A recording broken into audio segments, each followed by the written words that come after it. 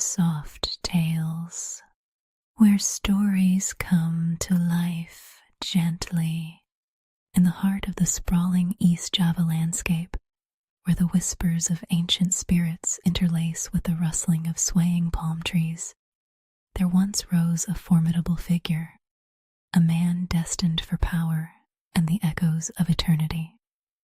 Trunajaya, a name that would become synonymous with rebellion and retribution. It all began in the modest yet culturally vibrant town of Arosbaya. In 1666, this town, nestled amid lush rice paddies and tiered landscapes, seemed an unlikely place for a legend to be born. But from these humble beginnings, Trunajaya would rise, fueled by unyielding ambition and a vision to reclaim the sovereignty that seemed forever lost to foreign powers. Trunajaya's early life heralded whispers of greatness. Born into the noble Madurese family, he was instilled with a fierce sense of identity and pride. His upbringing was marked by an education steeped deeply in traditional Javanese and Islamic teachings, guiding his worldview and sharpening his intellect. Despite the bucolic tranquility of Arosbaya, tensions simmered beneath the surface, a legacy of uneasy peace with the powerful Mataram Sultanate. Trunajaya, sharp-eyed and perceptively astute, was ever aware of these mounting tensions, understanding instinctively that true peace was an elusive echo in the corridors of power. By 1670, the political landscape of Java was a tapestry of intertwined alliances and rivalries. The Mataram Sultanate held dominance, yet their grip was threatened by internal dissent and external pressure. The Dutch East India Company, a formidable mercantile power with imperial designs, extended its shadow over the islands, seeking control over the lucrative spices and strategic maritime routes. Amidst this confluence of opposing forces, Trunajaya saw an opportunity to strike, a moment to seize destiny and rally forces against the encroaching threats. Gathering supporters, Trunajaya formed an alliance with Prince Raden Kajoran, a man of influence and shared vision. Their union was a testament to Trunajaya's charisma and tactical prowess, a strategic ingenuity that endeared him to those yearning for change. With each passing season, their cause garnered momentum, a swelling tide of discontent pulling in soldiers and dissenters, noblemen and peasants, all eager for the promise of autonomy and renewal. As twilight descended over the islands, the year 1674 heralded the dawn of what would be recorded as the Trunajaya Rebellion. The first strike came fiercely and without mercy. Like an unleashed tempest, his forces set upon the Mataram strongholds, a symphony of clashing blades and the crack of gunpowder. Trunajaya's troops, driven by an unquenchable thirst for victory, seized control of critical points across East Java. His reputation as a visionary leader was bolstered, his resolve hardened by each conquest. Marked by sharp strategic maneuvers and alliances, Trunajaya's campaign was more than mere battle. It was a statement, a clarion call resounding across the land. His ability to inspire was matched only by his unflinching resolve to reclaim what he believed to be the rightful course of his people's heritage. The multicultural tapestry of Java had seen many leaders, but few had commanded the adoration and fear that Trunajaya had come to wield. His name, before whispered with quiet reverence, now roared like the sacred kriss blades his soldiers wielded. By mid-1676, the military landscape was altered irrevocably. Trunajaya's forces had dealt a heavy blow to the Sultanate's overstretched armies, sending ripples of alarm through the corridors of Mataram's power. The capital of Mataram, the city of Plarid, was poised at the brink, trembling under the weight of approaching forces. Panic and uncertainty reigned supreme as scholars, soldiers, and citizens contemplated the looming specter of change. It was within this climate of turmoil that Trunajaya's reach extended further than anyone imagined, setting into motion plans that would shake the very foundations of Java. Yet, with ambition came risk and intrigue, the lifeblood of epics and continuous strife. As Trunajaya's influence burgeoned, so too did the murmurs of dissent within his own ranks. Victory, while near, was never guaranteed. The Dutch, ever watchful and strategic, leveraged their resources and forged alliances with the besieged Sultan Amangkurat III. Threatened by the very rebellion that rose against him, Amangkurat sought aid from the Dutch, poised to reclaim his diminishing realm. It was a delicate dance of power, one woven with promises, betrayals, and the ever-present threat of invisible alliances. As strategies unfurled like petals at dawn, Trunajaya found himself scripted into a play where each act depended as much on his wit as on the fervor of his followers. With each battle, the stakes climbed higher, an acrobat's balancing act through winds of rebellion and retaliation. His character, marked by resilience, was not infallible, with concerns of loyalty and legacy shadowing his every triumph. For each town conquered, seeds of future battles were sown, narrated by the interplay of fate and determination. Within this vibrant landscape, an undercurrent of mystique added another dimension to Trunajaya's saga. The spirits of ancestors, believed by many to walk among the living when propelled by great emotion or grief, seemed to awaken. Ancient tales of guardian and vengeful souls began circulating anew, whispering at the edges of shadows and flickering fires. It was said that Trunajaya, while a mortal man of sinewy strength and shrewd mind, was accompanied by forces no earthly eye could easily discern, a legacy intertwined with time and the land that birthed him. Compounding this supernatural ambiance was the land itself, rich with history and an enchantment that seemed to wrap its essence around every leaf and stone. The whispers of the ancients echoed through the forests, and mystical beliefs colored the actions and fates of all those pursuing their destinies.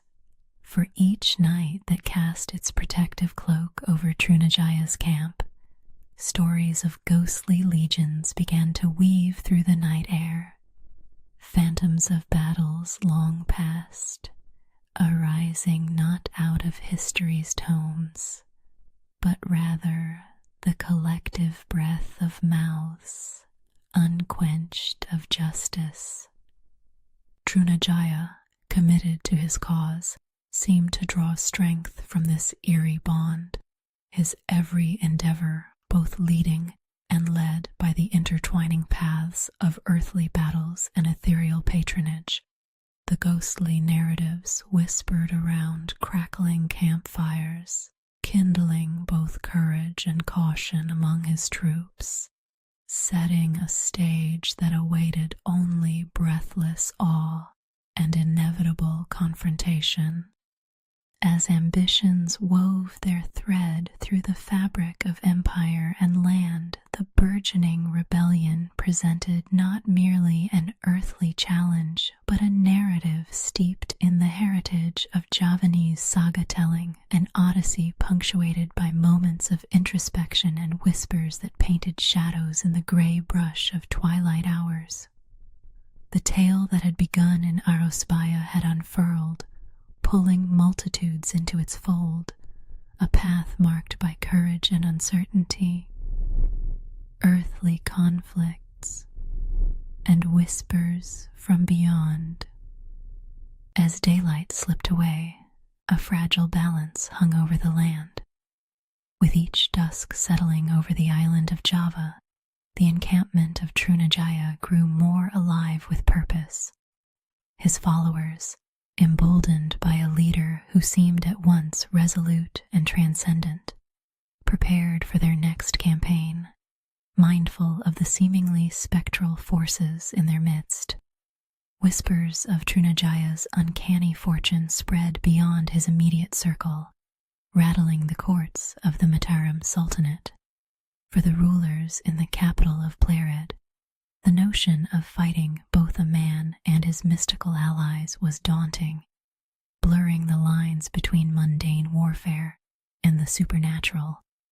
In the year 1676, the specter of rebellion escalated into full-blown conflict, with the Mataram edifice itself at stake, since claiming Madura Island and establishing his stronghold at Arosbaya, Trunajaya had amassed an impressive force. His ranks swelled with local fighters and seasoned veterans disaffected by Mataram's rule. But the most unnerving notion was not of his growing army, but rather the unseen phalanx of spirits whispered of across the land. The tales fueled a fear that undermined royal loyalty, inducing unease among those tasked with quelling the rebellion. As the warring forces clashed upon fields stained with the echoes of past battles, so too did the skies rumble with foreboding. The Battle of Gegadog, fought later that year, would test both determination and destiny. Here, as Trunajaya and his men faced the Sultan's forces, a deluge of rain swept the plains, a tempest swirling as if the heavens themselves intended to obscure the sight of bloodshed. His forces, whether by human skill or spectral fortune, struck decisively, pushing the Sultan's men back. It was a victory that resounded beyond the physical realm, solidifying Trunajaya's grip on the islands and infusing his legend with newfound vigor. By the onset of 1677, success would come at a cost, as the rebellion wore into deep entrenchment, requiring more than battles to sustain its momentum. Under auspicious moons, negotiations for foreign alliances began, and his envoys moved quietly through the ports of Makassar, seeking Dutch partners with interests in seeing Mataram's hold weakened. The wave of destiny seemed to tilt precariously, a dance between shadows and ambition, each side vying for allies among the living and spirits.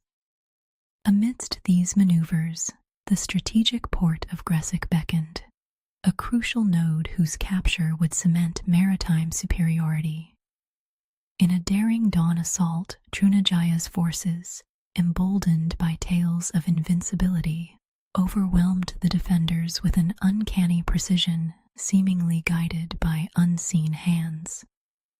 The capture was a masterstroke, further tightening the noose on the Sultanate and enclosing the empire's fate within a shroud of uncertainty. Yet, as his success reached its zenith, the alliance with the Dutch began to fray. With shifting allegiances afoot, the Dutch sought to capitalize on Trunajaya's victories for their gains, leading to discord within the very threads that held his campaign intact. Their support, once crucial, now threatened to unravel the momentum he had built, casting a shadow upon his plans. Tensions mounted as the Sultanate pivoted, rallying its scattered forces under a singular aim to quash the rebellion with overwhelming might. In March 1678, the horizon of conflict shifted towards Kadiri, where Trunajaya's forces braced for an encounter that would challenge both commitment and stratagem. At the culmination of suspense and uncertain expectation stood the grim prospect of a battle to define the age.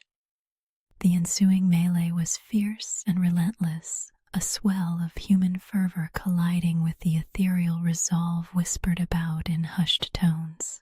Dust swirled thick, obscuring the chaos as steel met steel in an echo of fate written long before. Among the cries and clash of arms, tales of the vengeful spirits moving unhindered in the fray persisted, invigorating one side while filling the other with unnerving dread. However, as the struggle endured, the inevitable weight of numbers began to press upon Trunajaya's forces. The Sultanate, reinforced by fresh levies and driven by imperative will, began turning the tide.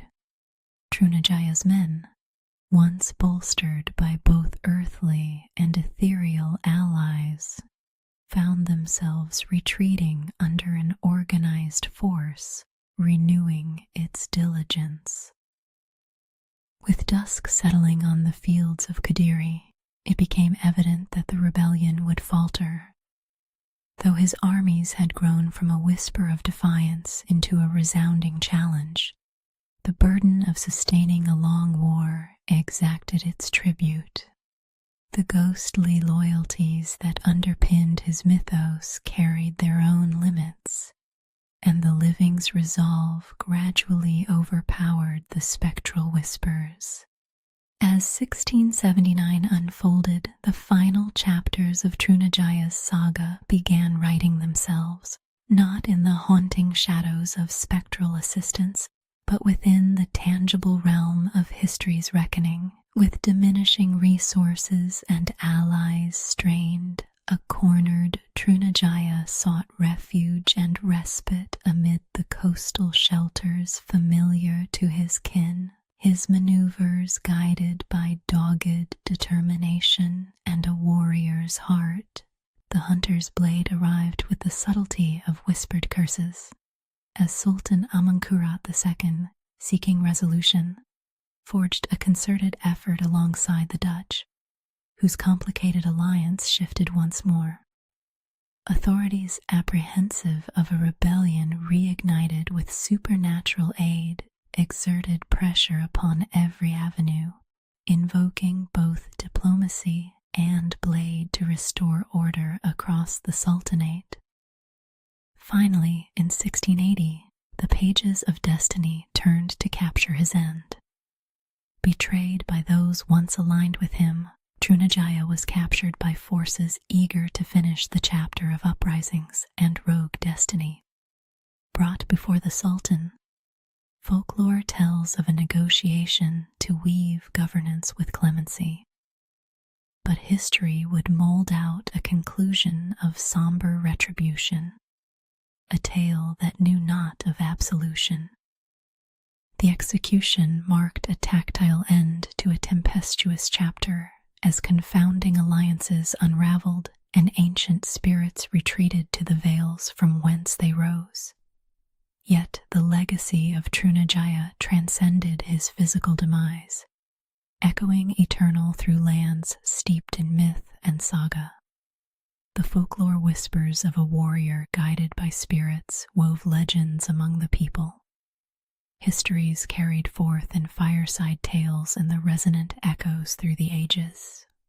Thus, entwined within both the mystical and historical, the saga of Trunajaya concludes not with endings of fact alone, but within the fertile expanse of a culture and people who, generation upon generation, gaze into the twilight, hoping to discern the stirrings of their own spirits, both past and future, reconciled and restless all at once. As the history closes, understood is the notion that the land and its people, its spirits and its stories remain eternal.